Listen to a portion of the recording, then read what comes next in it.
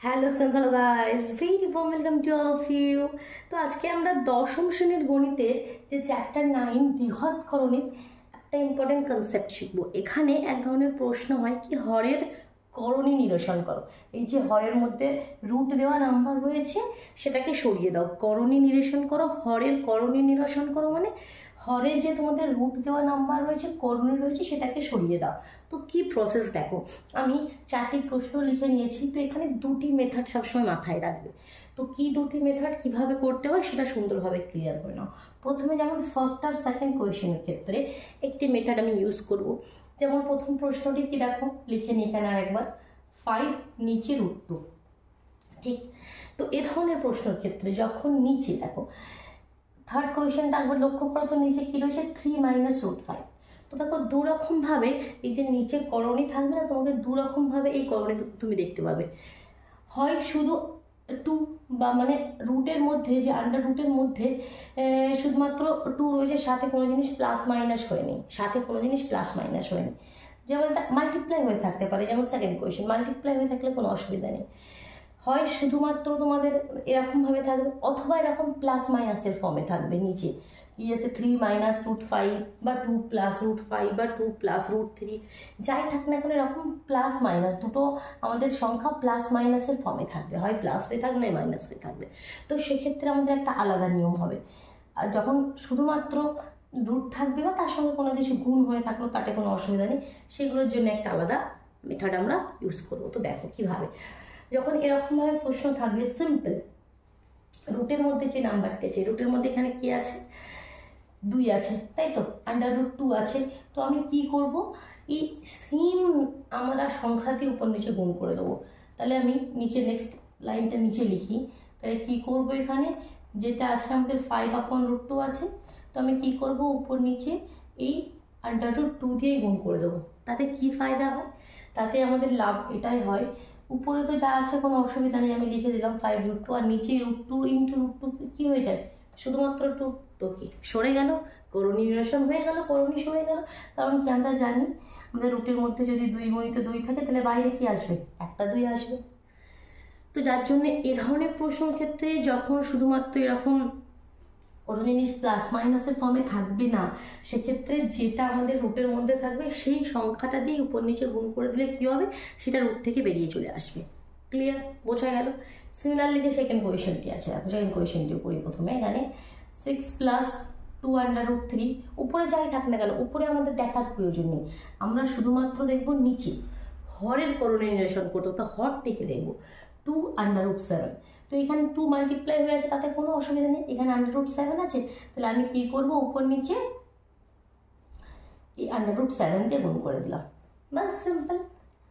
তো উপরটা কি হবে, আমরা গুণ করে দিই 6√7, ব্র্যাকেট ওপেন করে দিই, এটার সঙ্গে এটা, এটার সঙ্গে এটা, প্লাস 2, রুটের মধ্যে 3 7 21, আর নিচে এখানে 2 আছে, আর √7 ইন্টু √7 একটা 7 অনলি বেরিয়ে গেল। তো এখানে কি করণী সরে গেল। তাহলে উপরে যা আছে তোমাদের সেটা লিখে দিই, উপরে রয়েছে তোমাদের 6/√7 প্লাস 2/21, আর নিচে 7 দুগুণে 14। ক্লিয়ার, বোঝা গেল। যদি চাও তোমরা এখান থেকে 2 কমা নিয়ে 14কে কাটতে পারো, না কাটলেও কোনো অসুবিধা নেই। এটা হচ্ছে প্রথম মেথডটা, যেখানে যে হরে যে আমাদের সংখ্যাটা সেটা প্লাস মাইনাসের ফর্মে নেই, সেটা প্লাস মাইনাসের যোগ বিয়োগের আকারে নেই। এবার যোগ বিয়োগের আকারে থাকলে সেখানে কি মেথড আমরা ইউজ করবো সেটা বুঝে নাও। যেমন কোয়েশ্চেন নাম্বার 3rd আর 4th। থার্ড কোয়েশ্চেন আমি লিখেছি 2/√3 মাইনাস √5। আমরা কি হয়, আমরা প্রশ্ন করি, জাস্ট আমরা দেখে নিই যে আচ্ছা এটা এভাবে করেছে, এটা এভাবে করেছে, কিন্তু যে টেকনিকটা সেটা মাথার মধ্যে ঢুকিয়ে নিলে যে কোনো প্রশ্ন দিক না কেন আমরা ইজিলি তখন করে দিতে পারবো, ঠিক আছে। তো নাহলে কি হয়, আমাদের বইয়ের বাইরে যখন প্রশ্ন দেয় তখন আমরা করতে পারি না, কারণ আমরা বইয়ের প্রশ্নগুলি দেখে গেছি, আচ্ছা এটা এভাবে করেছে, এটা এভাবে করেছে, না, আমাদের মেথডটা ক্যাপচার করতে হবে, কীভাবে করছে সেটা বুঝে নিতে হবে। 2 নিচে রয়েছে 3 মাইনাস √5, তো দেখো এখানে মাইনাসের ফর্মে আছে। এই ধরনের প্রশ্নের ক্ষেত্রে আমাদের টেকনিকটা কি, যেটা আছে আমি প্রথমে সেটা লিখে দিলাম, 3 মাইনাস √5 রয়েছে। তো আমাকে কি দিয়ে এখানে গুণ করতে হবে, ঠিক এরকমভাবেই আমরা একটা সংখ্যা লিখবো, এটা মাইনাসের আকারে থাকলে প্লাসের আকারে লিখবো, আর এখানে প্লাসের আকারে থাকলে মাইনাসের আকারে লিখবো।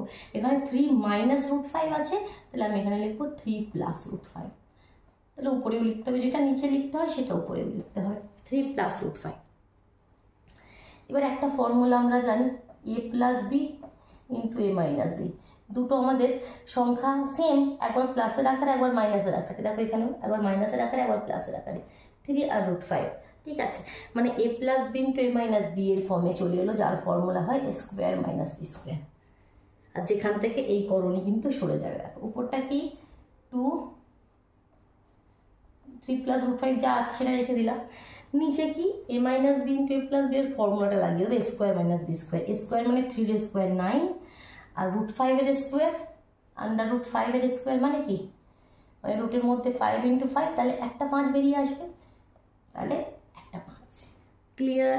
দেখো কত সুন্দর। তাহলে উপরটা গুণ করে দাও, 3 দুগুণে 6, 2 আন্ডার √5, আর 9 থেকে 5 চলে গেল 4, নিচের করণী সরে গেল। তাহলে এক্ষেত্রে এই মেথডটা a plus B into a minus B এর ফর্মে কোয়েশ্চেন করো।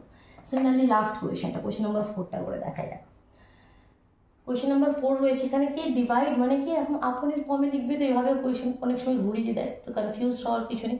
√5 প্লাস 2, আর নিচে হবে √3 মাইনাস 1, কারণ মিডিলে ডিভাইড মানে কি দিস আপন দিস। তাহলে এখানে দেখো √3 মাইনাস 1 আছে, তাহলে আমরা কি করবো, √3 প্লাস 1 দিয়ে গুণ করে দেবো। তাহলে আমরা জাস্ট দেখে নেব যে নিচে আমাদের হরে যে সংখ্যাটি রয়েছে সেটা শুধু একটি সংখ্যা বা এরকম মাল্টিপ্লাইয়ের ফর্মে রয়েছে না প্লাস মাইনাসের ফর্মে রয়েছে। প্লাস মাইনাসের ফর্মে থাকলেই সেখানে আমাদের a plus B into a minus B এর ফর্মুলায় ফেলতে হবে। মাইনাস আছে যার জন্য প্লাস নিয়ে নিলাম, এখানে √3 প্লাস।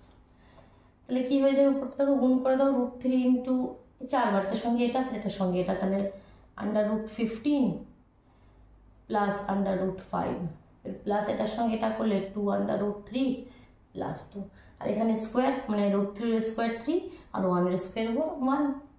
তাহলে উপরে কত হয়ে গেল, √15 প্লাস √5, 15 প্লাস √5, এখানে 2√3, আর এখানে হচ্ছে তোমাদের 2, আর নিচে 3 থেকে 1 চলে গেল 2। ক্লিয়ার? বোঝা গেল? আর কোনো কনফিউশন হইল না এই ধরনের প্রশ্ন ক্ষেত্রে? ঠিক আছে, আজকের মতন টাটা।